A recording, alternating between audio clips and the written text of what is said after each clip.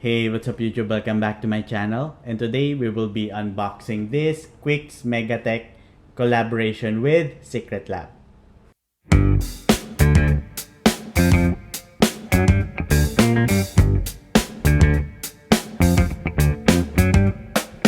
Okay, so for today's video guys, we will be unboxing this Quiccs MegaTEQ collaboration with Secretlab. Okay, so if hindi nyo pa napanood yung previous video ko about the unboxing of this Secretlab gaming chair collaboration with Quiccs, you can watch it here.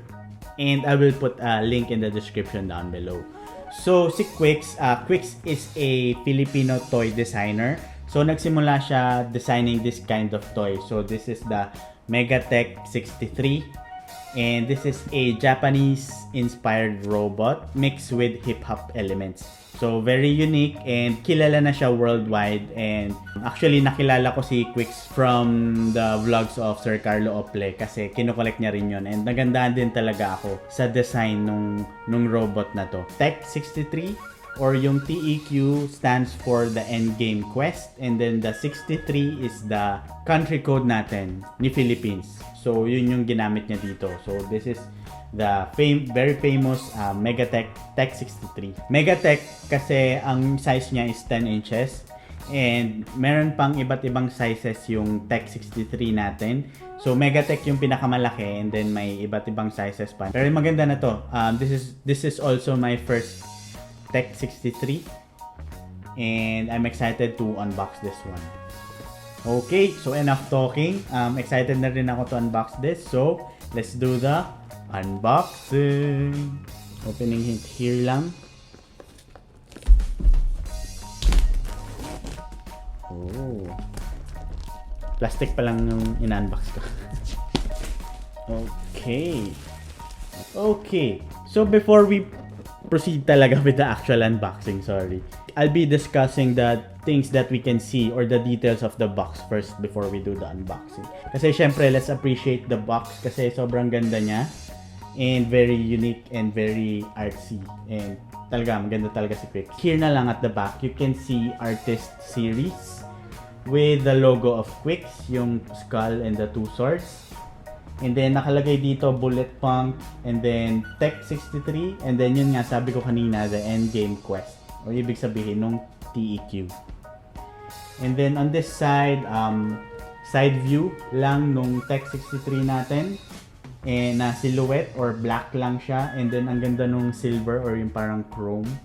And then, ang ganda nung geometric patterns niya na different colors. So, in this side, purple and pink. And then sa baba may TEQ63 and Artist Series as well. And then on the other side naman, yung kabilang side niya, right side, ganun din, different angle lang, right side view. And then iba naman yung geometric patterns nito, but with a different color, with yellow, blue, and orange. And then the TEQ63 and Artist Series as well. So here's the front, and as you can see, there's the half shot of the TEQ63 but in black color or silhouette. And then sa baba, TEQ63 and Artist Series. And then flap pala to siya guys. So, yan. Wow! Okay, mamaya natin tignan to. On this side, nakalagay lang dito MegaTEQ63. Largest nilang scale for the TEQ63.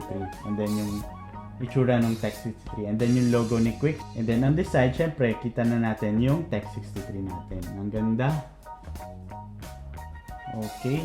So, pati yung case niya guys, meron siyang plastic cover. So, di ko na lang muna tatanggalin. And then sa taas, nakalagay lang Martian Toys, TEQ63 and then Quiccs. And then sa baba, TEQ63 Martian Toys, Quiccs, ages 15 and up, collector toy only.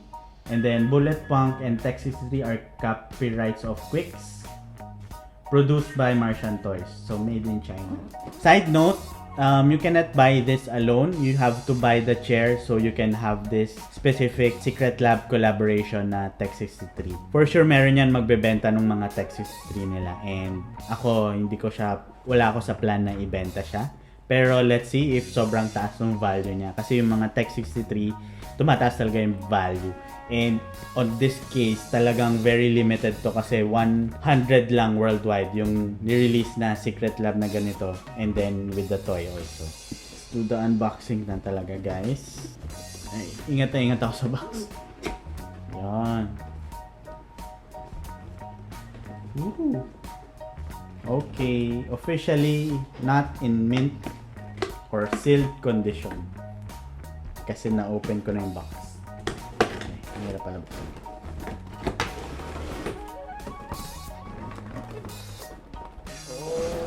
Okay. Wow. Let's put the box here.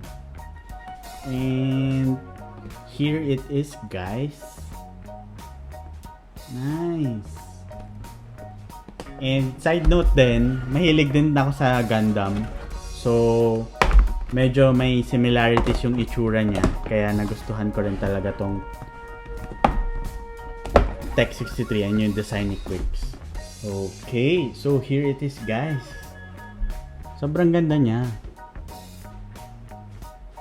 So, I'll go about the details, no? So, here on the top, you can see the Quiccs logo, yung skull with the two swords, parang yung pirate. And then, ito yung ghost mode, kasi ito yung nandito sa kay Secretlab na chair.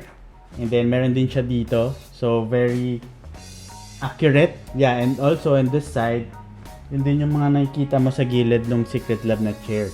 So, ang galing lang, kasi yung Secretlab na chair na Quiccs, sobrang pattern talaga with this one. So, sobrang galing ni Quiccs na pattern niya na talaga. And then, yan, yung very famous. So naliliko din pala yung head. And then, ito yung sinasabi kong head niya, na parang Gundam. So, meron siya nung ganito, antenna. And then, yung parang visor. And then, at the back, you can see the Secretlab logo. So, parang yung nasa likod din ng chair, na Secretlab chair.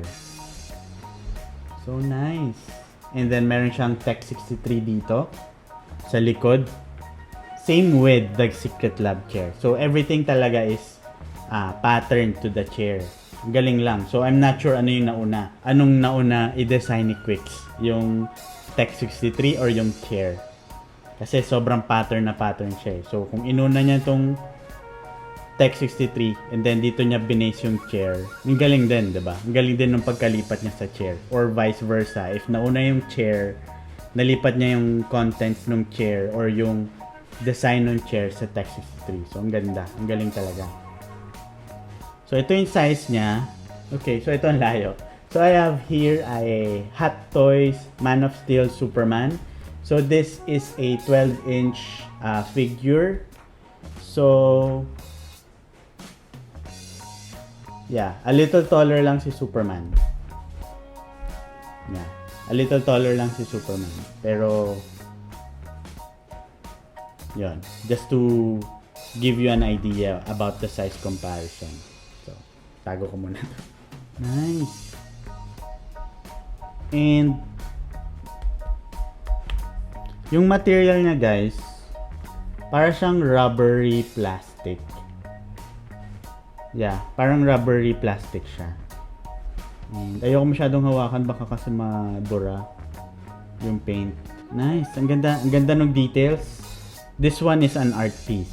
Sobrang ganda niya, guys. So apart dun sa mga iba pang models or variation ni TEQ63 or ni MegaTEQ, marami pang iba't ibang style eh. Para na siyang naging art piece or art collection talaga. So very very artistic kasi talaga nung pagkagawa. Well, for me, ganun yung nakikita ko. So, ang ganda niya talaga i-display. So, pag nakikita niyo yung videos ni Carlo Ople na sa backdrop niya, puro MegaTEQ, sobrang ganda talaga. Lalo na yung naka-acrylic na sila. So, hi. So, I'm not sure if this will be my very first and last or if this will be the first of many to come. So, ewan ko, di ko pa alam, guys. So, yun, di ko pa talaga alam, guys. And here pala, hindi ko na pakita kanina. Meron din siyang logo ni Secretlab. Parang sa ear area. Black and white pa talaga. Ang ganda. Okay, so thank you guys for watching this video. If you like this Quicks, if you like this content, please give it a like down below. Subscribe if you haven't already. And smash that bell to get notified when I upload new videos. So hanggang dito na lang muna uli guys. Talk to you soon.